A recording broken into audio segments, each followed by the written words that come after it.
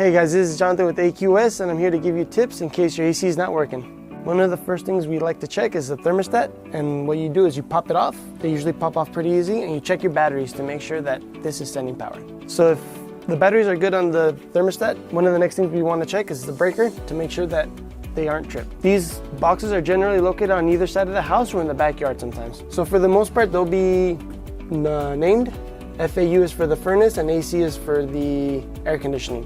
And if you have more than one system, you're gonna have two sets of these. So sometimes these breakers are a little trippy. They'll look like they're engaged, so best thing to do is just turn it off and turn it back on. All right guys, as you can see here, you don't want anything on your air conditioning. You wanna try to have it free and clear of anything around it.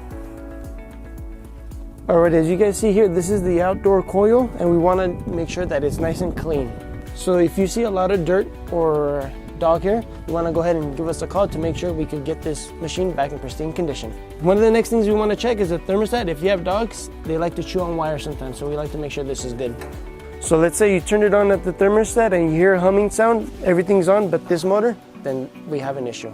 Feel free to give us a call.